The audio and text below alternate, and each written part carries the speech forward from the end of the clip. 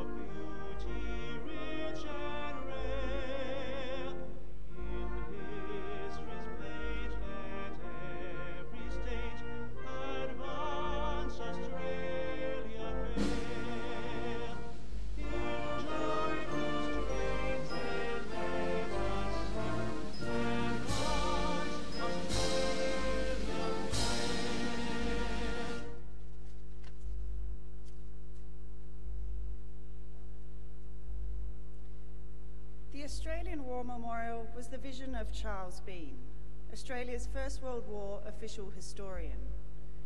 Bean landed with the Australian troops on Gallipoli and stayed with them at the front through to the end of the war. The idea of this national memorial and museum came to him at Pozières, France, in the depths of the bloody fighting of 1916. Bean's idea was that this would be a place where families and friends could mourn loved ones buried in faraway places. It would also be a place that could help all Australians understand what these men and women had endured and what they had done for us. Bean's vision, to which we remain true, is best expressed as inscribed in the entrance to the memorial's galleries. Here is their spirit, in the heart of the land they loved, and here we guard the record which they themselves made. Tonight we will read the story behind just one of those on the Roll of Honour, which lists the names of more than 102,000 men and women who have given their lives for us in war and on operations for more than a century. But first we present a lament, Flowers of the Forest. Wreaths and floral tributes will now be laid at the base of the Pool of Reflection.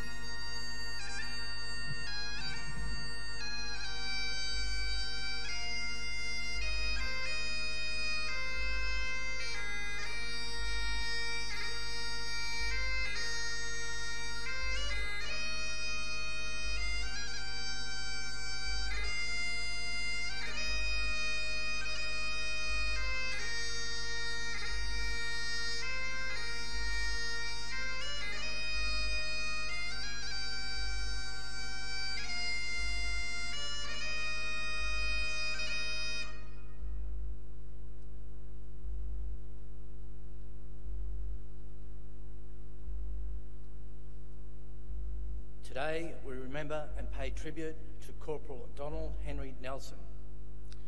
Donald Nelson was born on the 5th of November 1920, the youngest son of George and Ruby Maud Nelson of Brisbane, Queensland. Nelson enlisted in the Royal Australian Air Force on the 8th of January 1940, and after training joined 455 Squadron. This Australian Bomber Squadron became famous as part of the Anzac Strike Wing from Australian and New Zealand squadrons. Raised in early 1941, the squadron served over Europe, operating from various bases in the United Kingdom. With the motto, "Strike and Strike Again," 455 Squadron was the first Australian torpedo squadron and the first Australian squadron to bomb Germany. Throughout 1942, Allied convoys delivering vital Lend-Lease supplies to Soviet ports in Murmansk and Archangel came under attack from German forces in the North Sea. In June, PQ-17 suffered 23 out of 34 ships lost. 455 Squadron were tasked with flying to the Soviet Union and protecting shipping convoys, patrolling the waterways and looking for the infamous German ship, the Tirpitz. The converted Hampton torpedo bombers of 455 Squadron assembled in the Shetland Islands of Scotland in preparation for the dangerous journey. Flying over vast tracts of unfamiliar occupied German territory in freezing conditions, their route would take them half an hour beyond the usual fuel endurance of their aircraft. Any diversions taken on account of enemy action or becoming lost could prove fatal. The squadron took off on the 4th of September, heading to the northernmost tip of the Shetland Islands and headed east to cross the border over occupied Norway, just south of the Arctic Circle.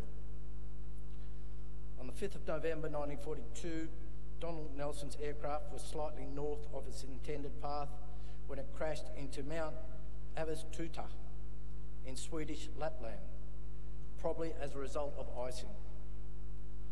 All 5 crew members died in the accident. Sergeant Edward John Smart, Flight Sergeant Thomas Graham Nichols, Sergeant Lewis Arthur Biggin, Sergeant John Mackenzie Oberlin Harris, and Corporal Donald Henry Nelson. Donald Nelson was 21 years old. He now lies in the Viberg Cemetery in Gothenburg, Sweden, along with 46 Commonwealth soldiers of the Second World War. His name is listed on the Roll of Honour on my left, amongst some 40,000 Australians who died while serving in the Second World War. His photograph is displayed beside the pool of reflection. You'll see him in the front row, 6 from the left. This is but one of the many stories of service and sacrifice told here at the Australian War Memorial. We now remember Corporal Donald Henry Nelson, who gave his life for us, for our freedoms, and in the hope of a better world.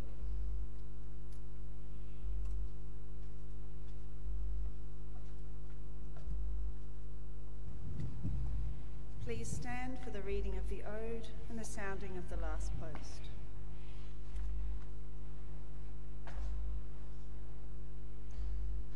They shall grow not old, as we that are left grow old.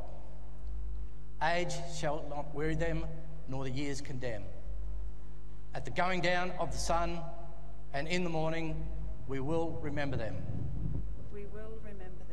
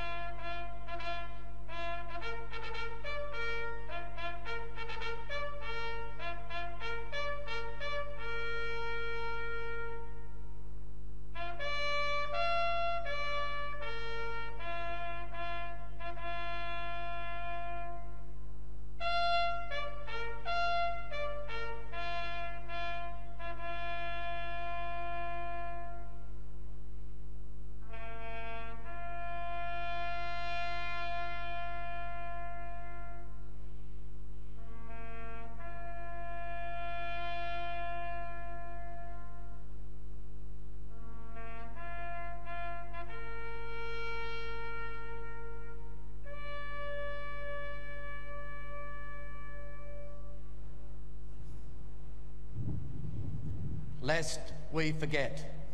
Lest we forget.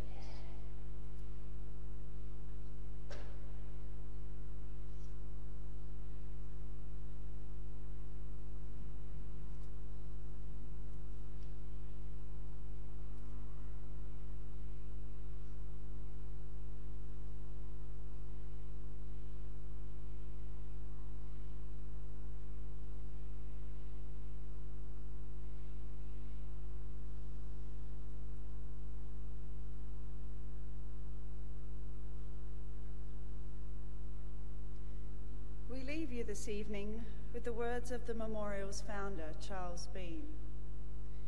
Many a man lying out there at Pozières or in the low scrub at Gallipoli, with his poor, tired senses barely working through the fever of his brain, has thought in his last moments, well, it's over. But in Australia, they will be proud of this. Ladies and gentlemen, girls and boys, that concludes the last post ceremony. We thank you for visiting the Australian War Memorial, and we wish you all a very good evening. Thank you.